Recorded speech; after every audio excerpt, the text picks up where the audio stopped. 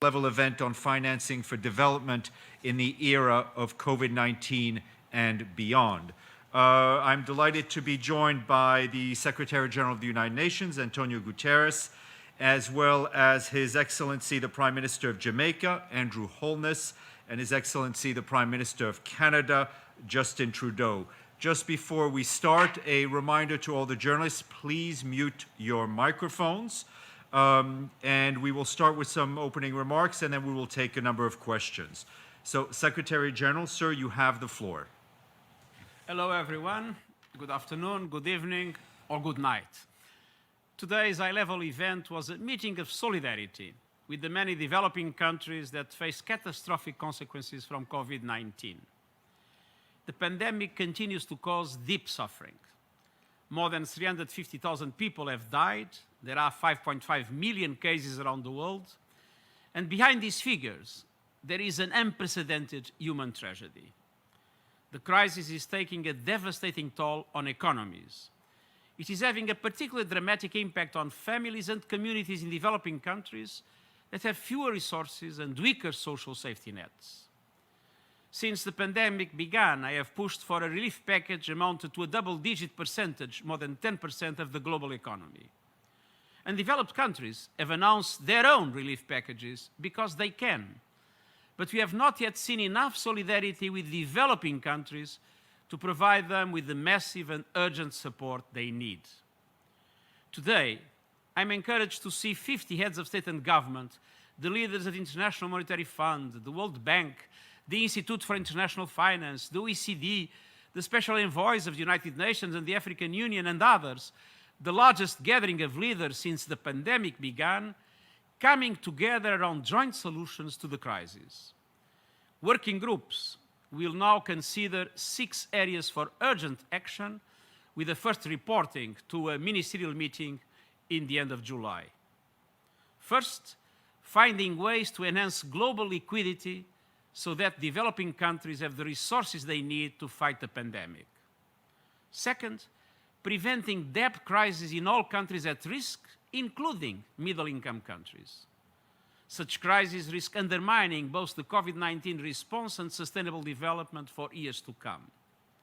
Third, engaging with private creditors on joint debt relief efforts. Fourth, aligning global financial systems with the Sustainable Development Goals. Fifth, ending illicit financial flows. And sixth, rebuilding differently and better. Everything we do must be aimed at enabling developing countries to fight the pandemic while keeping their communities, businesses, and economies afloat.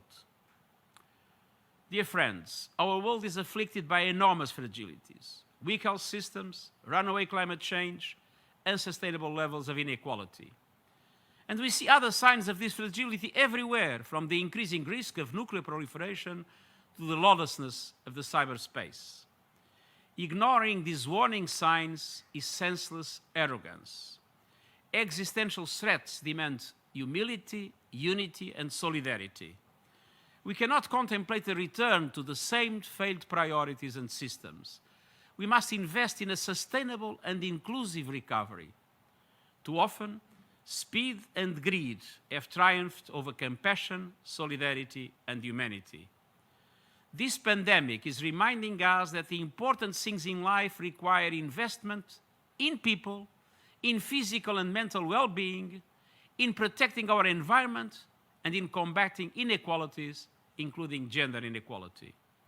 The 2030 Agenda for Sustainable Development and the Paris Agreement on Climate Change address precisely the failures that are being exposed and exploited by COVID-19.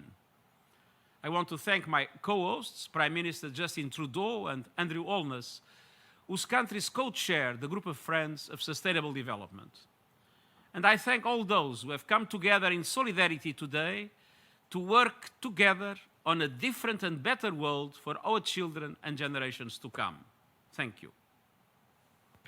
Thank you very much, Secretary General. It is now my great pleasure to give the floor to the Prime Minister of Jamaica, Andrew Holness. Sir, you have the floor. Thank you. As you have seen from the widespread participation at today's meeting, the international community is united and committed to taking the action required to mount a robust and coordinated response to the devastating economic and human impacts of COVID-19. Over 50 heads of state and government responded to our invitation to participate at this high-level event. It is fitting that the UN has taken the initiative as our co-convener in this regard, as it comprises the broadest and most inclusive range of countries of any international organization. By leveraging its convening power, the UN and its member states have today launched a partnership with key stakeholders, including the private sector and civil society. Our aim is to facilitate a process to devise concrete solutions to the development emergency that stems from the COVID-19 pandemic. As we heard today, there is general agreement that the response to this pandemic will require large-scale, comprehensive, multilateral effort, particularly to support countries most in need. By recovering better, we mean that countries vulnerable to systemic shock must be made more resilient from an economic, social, and environmental standpoint. Our overarching objective is to create the conditions for sustainable, just, inclusive economies and societies. After all, this is the collective endeavor to which we all committed in 2015. We remain focused on achieving the SDGs and in implementing the NDCs we agreed to under the Paris Climate Accord. The next stage of this process involves the work that will be undertaken by the 6 thematic working groups that have been established. These groups will comprise representatives of government, international financial institutions, and other key actors. Their mandates will be to build on the ideas that emerge from today's discussions, with a view to developing concrete solutions to address the crisis. They will report to us, the 3 co-conveners, on 3 occasions throughout the rest of this year. In July, during the high-level political forum, in mid-September, at the opening of the 75th session of the General Assembly, and in mid-December. With that said, I look forward to questions. Thank you very much, Prime Minister. I now give the floor to the Prime Minister of Canada, Justin Trudeau. Thank you. First, I want to thank my co-hosts, Secretary General Guterres and Prime Minister Holness of Jamaica. I also want to thank everyone who joined us today for this important discussion. We brought together not only over 50 world leaders, but also private sector actors and representatives from bodies such as the IMF and the World Bank, because every single one of us will have a key role to play on the road to global recovery. Pour assurer la sécurité des Canadiens et vaincre la COVID-19 pour de bon, on doit regarder au-delà de nos frontières. On doit se rappeler que la COVID-19 n'est pas seulement une crise sanitaire, mais une crise économique d'envergure mondiale. Le Canada est un pays commerçant avec des liens familiaux partout dans le monde. On comprend que nos emplois, nos entreprises, nos travailleurs, notre économie dépendent en partie d'une économie mondiale en bonne santé. En pleine pandémie, on ne peut pas fermer les yeux sur le monde dans lequel on vit. We cannot forget about the most vulnerable, whether that's people far away who are struggling or people in the Caribbean who've been among the hardest hit.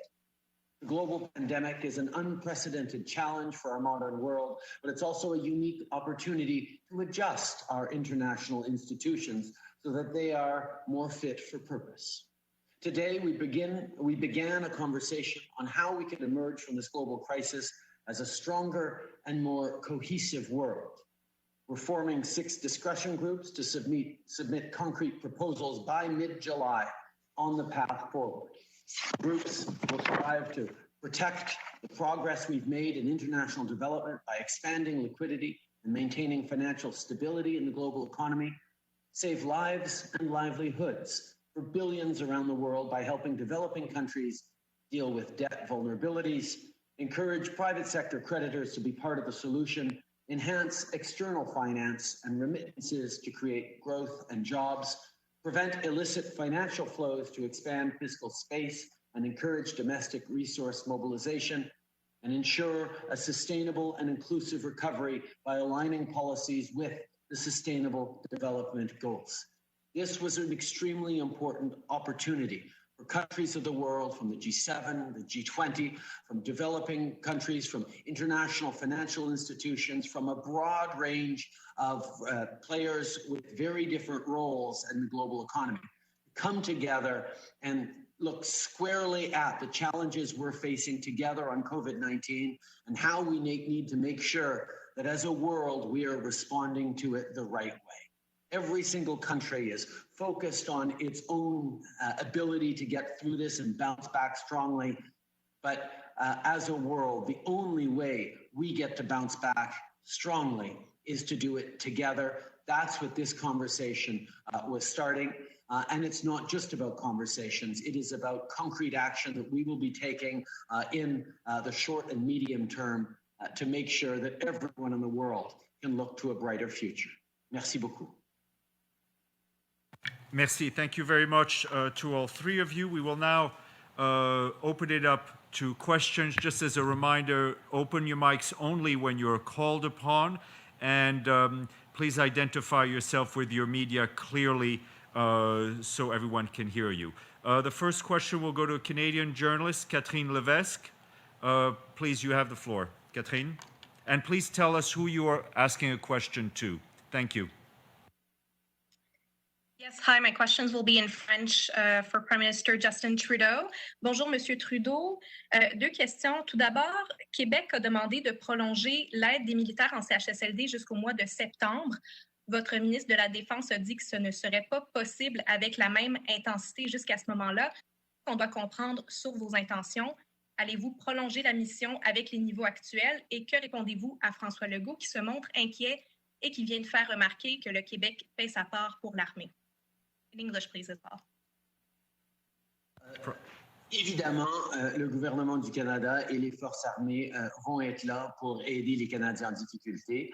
C'est pour ça qu'on était allé pour aider dans les CHSLD au Québec et on va continuer le travail. Comme on a vu dans le rapport, le travail que font nos militaires est extraordinaire et très important. J'ai hâte d'entreprendre des conversations avec le Premier ministre sur les prochaines étapes. Nous allons évidemment être là pour continuer à aider, mais comme j'ai dit depuis le début, ce n'est pas des solutions à long terme d'avoir des soldats dans nos CHSLD. C'est une mesure intérimaire et on veut regarder comment on peut passer à une autre étape pour que le Québec puisse prendre en contrôle la situation directement. As we know, it was important for the federal government and the armed forces to be there in our long-term care centers where they were needed because of the COVID-19 crisis. But as I said from the beginning, it is not a long-term solution. It is a stopgap measure that is there to help out because our armed forces have the fundamental role of serving Canada and protecting Canadians, and that's exactly what they're doing. I look forward to continuing conversations with Premier Legault on next steps, but obviously we are very much hoping that Quebec is going to be able to get the situation under control, but we will be there to help them while they do. Thank you. Merci beaucoup. Un autre sujet concernant... Do I have a follow-up? Go ahead, just a quick follow-up, please. Yes, absolutely. Concernant cette décision sur Meng Wanzhou, le Canada a besoin de la Chine pour fournir de l'équipement médical, entre autres.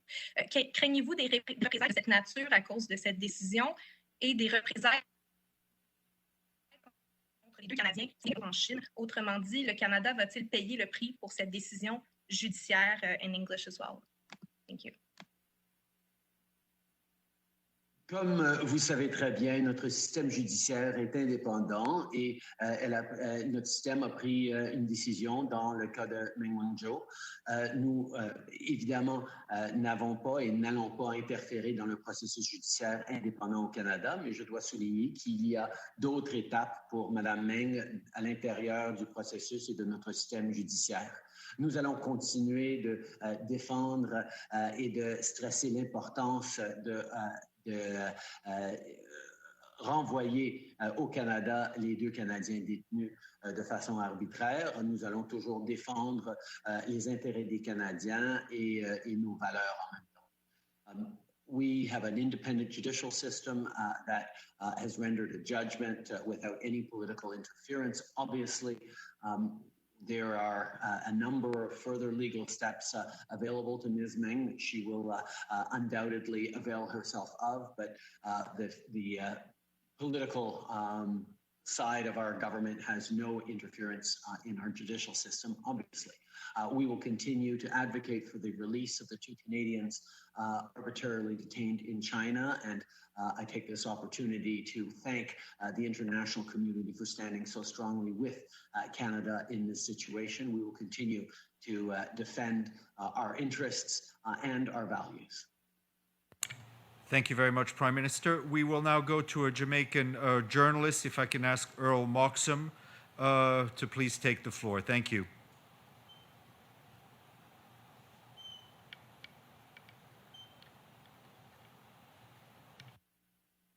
Earl, if you can open up your microphone.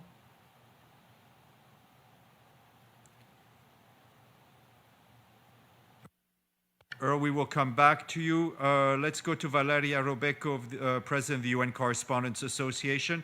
Valeria, you have the floor. Thank you. Thank you, Stefan, and thank you all for this summit. My question is to the Secretary General. Secretary General, have you already identified any specific coordination measures with the European authorities on the response program? Thank you, and it's always a pleasure to have you speaking with us. We have a very close coordination with the European Union, and by the way, the European Union was very strongly involved, as you have seen, by the Commission and the Member States in these discussions today, and they announced a new, very important initiative that is very much in line with our objectives.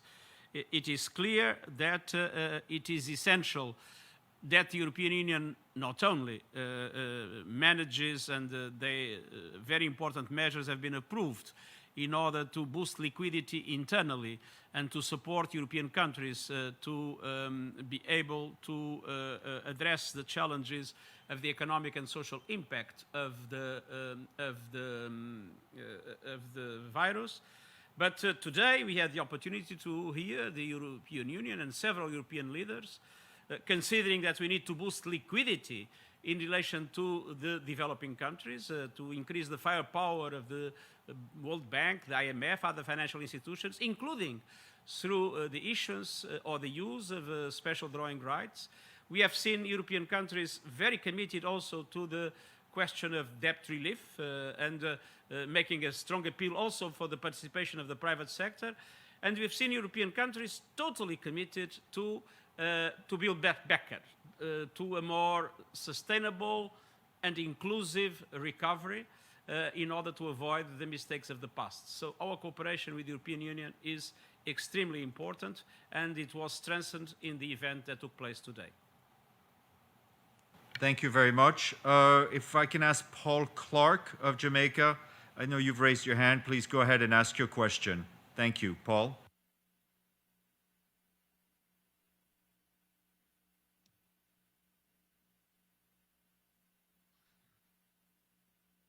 Are you hearing me? Yes, go ahead. Right. This question is to Prime Minister Andrew Holness. Mr. Prime Minister, tourism is key to our economic fortunes. In fact, tourism in the region is a key factor in our development.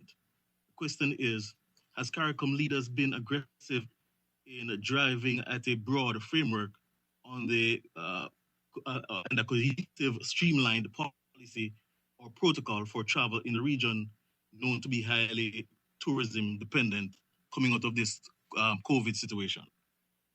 Paul, I thank you for that question.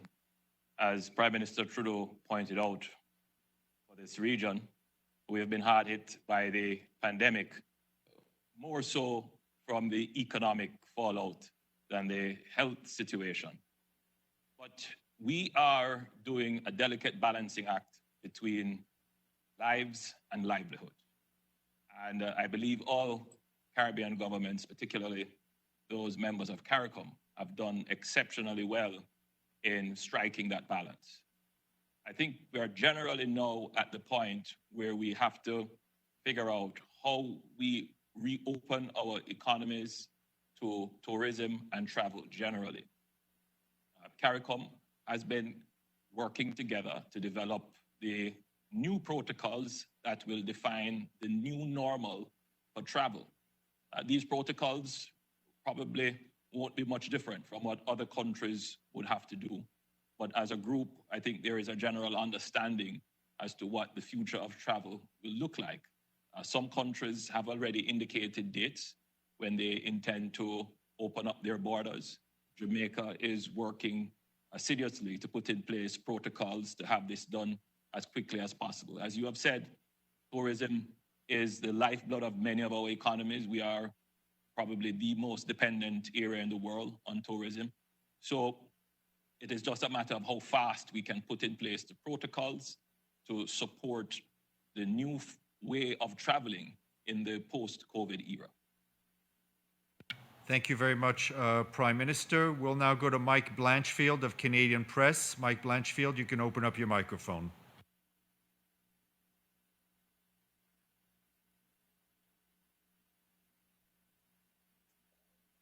Yes, hello, it's Mike Blanchfield of the Canadian Press. My question is for the Secretary General and the Canadian Prime Minister. Can you hear me? Go ahead. Yes, so my question, and if you could both please repeat your answers in French, if at all possible. I have one question, one follow-up. My question is it fair and wise to ask people whose governments are taking on unprecedented levels of debt to sustain their own economies to take on even more debt to support other countries' economies as well?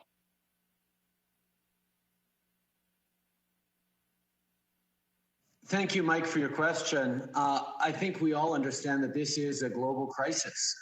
And no matter what we do in our own country to control the spread of COVID-19 and get our economy going, Canada is a trading nation. We are deeply dependent on how economies around the world are doing as well.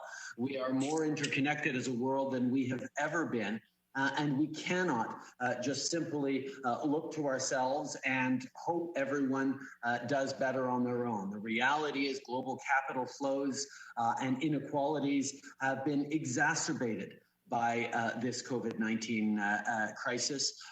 Some people suggested it might be a great leveler, but as we heard during this conference, it has actually exacerbated those differences for vulnerable countries and vulnerable people. That's why it's a time for the world to come together and look at ensuring that we all can come through this. My friends like Andrew in the Caribbean have good economies, are middle-income countries that don't normally need the kinds of influx of flows that the most challenged developing countries around the world do. But over the past years, Andrew and I have been working on the fact that exposure to climate change and vulnerability doesn't necessarily link to income level in the country. And we've needed to work together on expanding capital flows and development assistance. And climate change was that first challenge. This COVID-19 challenge was the impetus then for us to pull together a much larger group to talk about our international financial institutions and the flows and the roles that countries of all sizes and scales have to play in ensuring a solid global economy. This is something we've been working on together for years, and it's something we need to continue to do. And Canadians know that the only way through this crisis and the only way to build a better future for Canadians is to make sure we're also doing our part to build a better future for those most vulnerable around the world and our friends and allies at the same time. Thank you, sir. Sorry, can I just answer quickly in French? Allez-y, pardon. Voilà. Merci. Oui. Nous savons au Canada que même si on a géré cette crise de façon domestique, il n'y aura pas de solution à moins que l'économie de la planète et la situation de la COVID-19 à l'échelle planétaire soient réglées. Donc, nous devons d'être là, d'être présents pour travailler les uns avec les autres, pour assurer que les économies, que le commerce et que la santé des gens, particulièrement dans les pays et les individus les plus vulnérables, soient réglés. Nous sommes tous interconnectés dans ce monde et nous devons de travailler ensemble pour adresser ces enjeux. Merci, Monsieur le Premier ministre. Merci de votre question. La communauté internationale a très tôt reconnu qu'il fallait suspendre pendant une certaine période les paiements de la dette des pays les moins développés.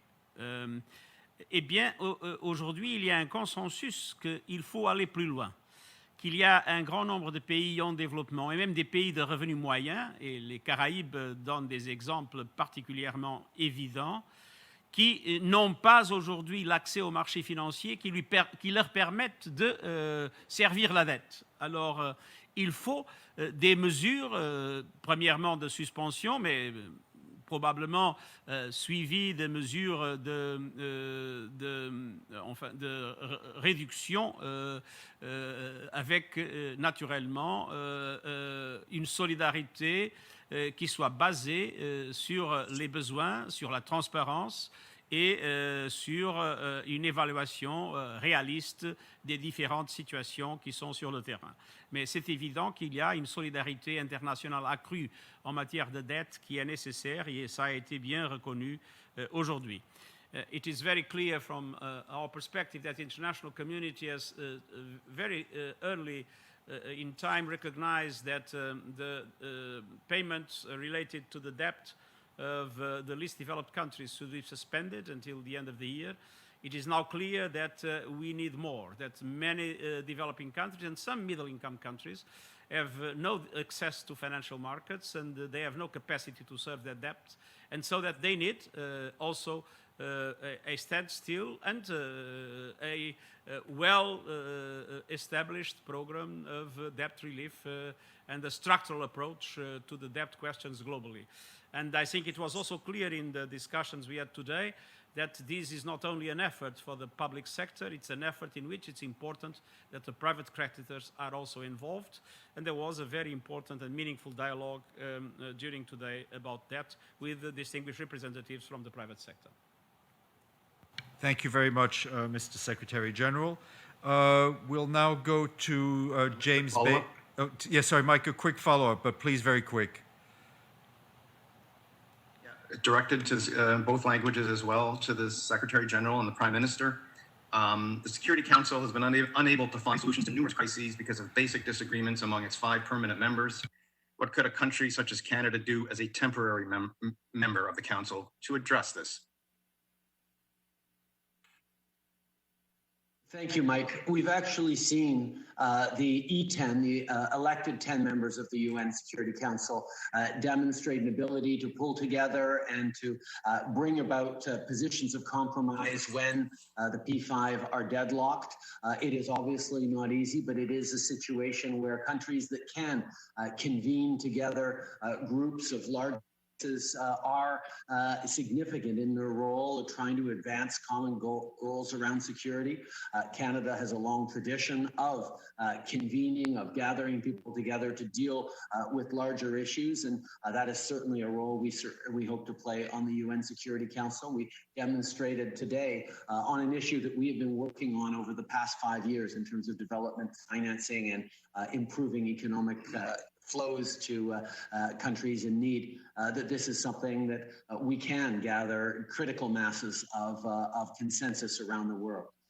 C'est important de reconnaître à quel point les membres élus du Conseil de sécurité peuvent travailler ensemble et créer des consensus autour des enjeux importants pour la planète. Évidemment, il y a de temps en temps des défis entre les membres permanents, comme on voit maintenant, mais les pays élus ont un rôle important à jouer pour établir des consensus et les marches à suivre. C'est quelque chose que le Canada a toujours su faire, qu'on est en train de démontrer encore une fois aujourd'hui, et ce travail qui se fait depuis plusieurs années, y compris lors de notre G7 à Charlevoix, où on avait invité plusieurs petits États insulaires pour parler justement de cet enjeu. Nous allons continuer de travailler pour bâtir des consensus à travers le monde, et ça a un impact sur le Conseil de sécurité. I, of course, agree with the Prime Minister. I would say I've never seen the Council work being paralyzed by elected members. J'ai jamais vu le travail du Conseil paralysé par les membres élus.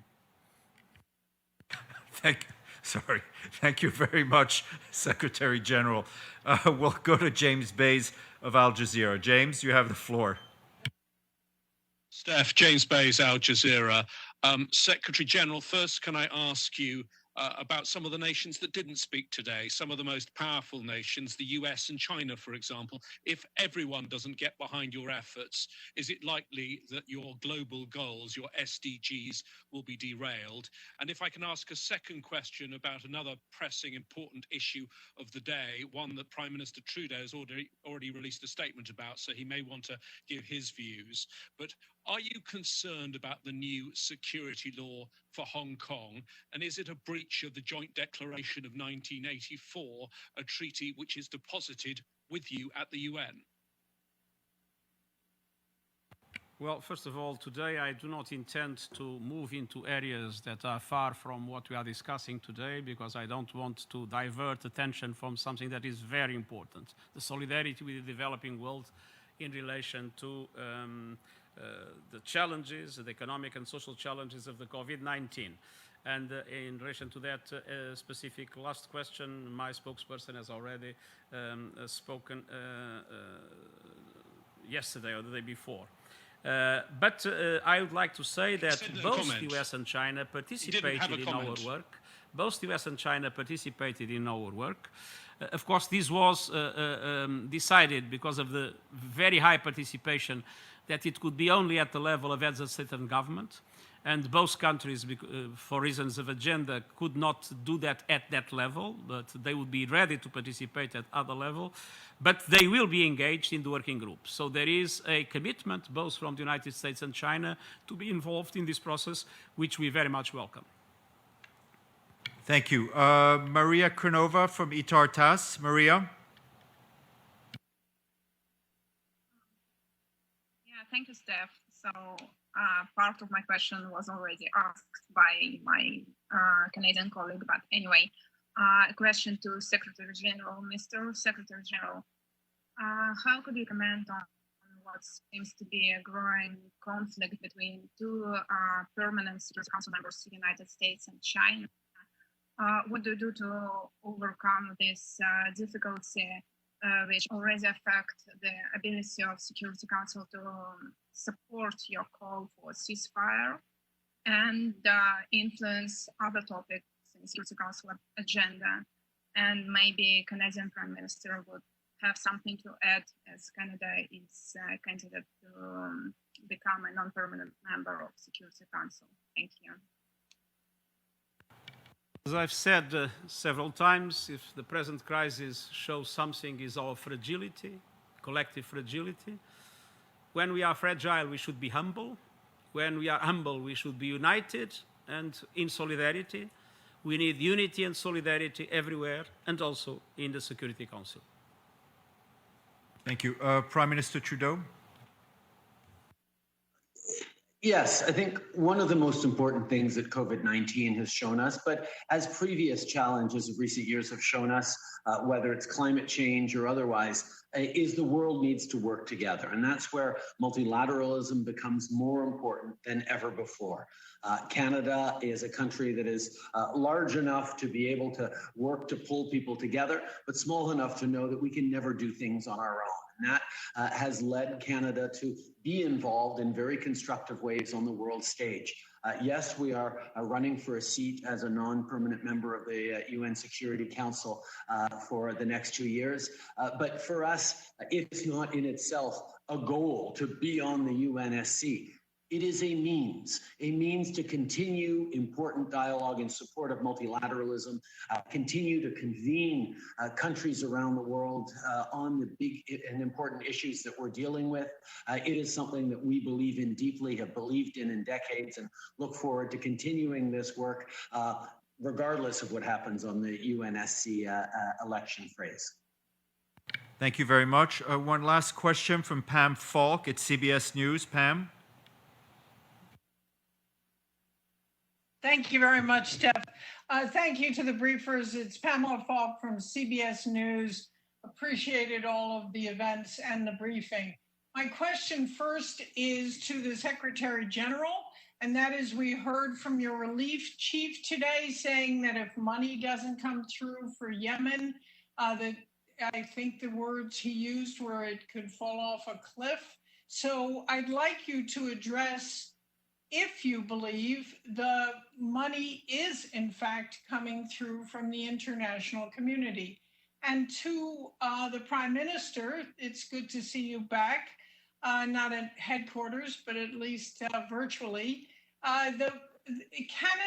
Your Governor General, Julie Payette, was on a virtual meeting this morning saying that the impact on women and children of coronavirus has been very harsh.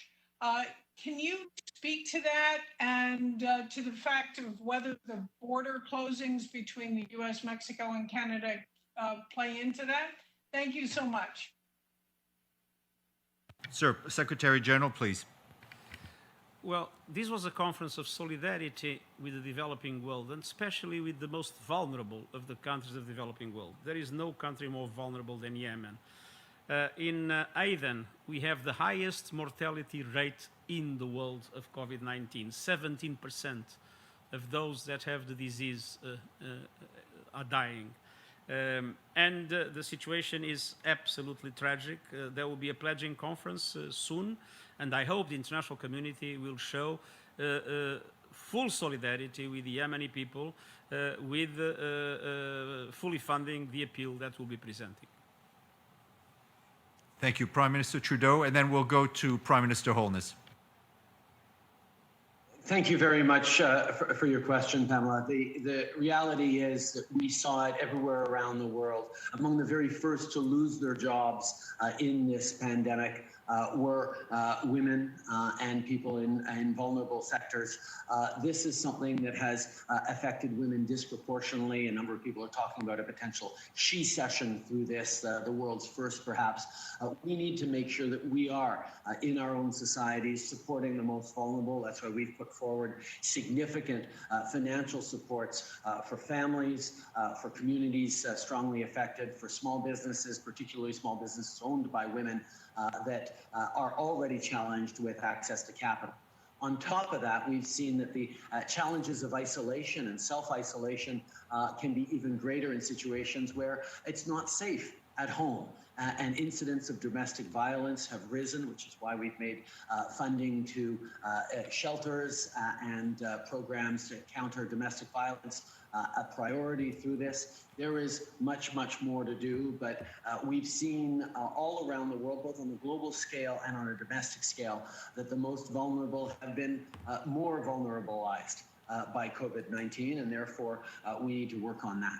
On the issue of the border with the United States, we've come to strong agreements with the U.S. That a continued flow of essential goods in both directions across the border, whether it be medical supplies coming from Canada going to the United States or the other way around, or agricultural products going both ways, or other essential services have continued even as we've shut down the border to about 99% of travel across our borders. This has been in the interests of both of our countries. We will continue to work together to make sure that we are keeping Canadians and Americans safe. Thank you very much, Prime Minister. Now, Prime Minister Holness, you have the floor, and I think you'll have the last word today. Thank you. I think Prime Minister Trudeau and Secretary General Guterres said it very eloquently, that we all have to come together to overcome the pandemic, but more so to overcome the economic fallout that is the result of the pandemic. I think any form of isolation other than for health reasons will not serve the global good.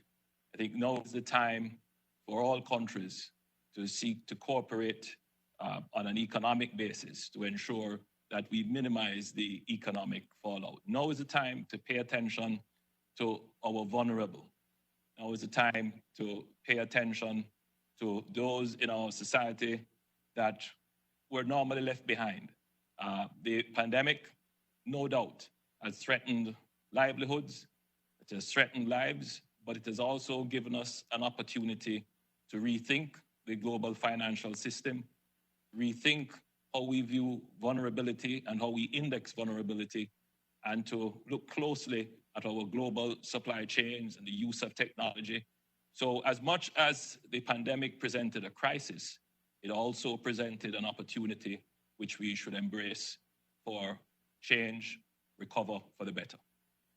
Prime Minister, thank you very much for closing this press conference. I also want to thank Prime Minister Trudeau and the Secretary General and all of you journalists who've dialed in from all over the world for your patience. It's been a long day, but it's been a good day. So thank you very much. Thank you very much, and thank you very much, especially to my co-hosts. You were absolutely outstanding and fantastic, and I'm extremely grateful. António, thank you, Andrew. Thank you all for your questions. Justin, thank you, Secretary General. Bye, guys.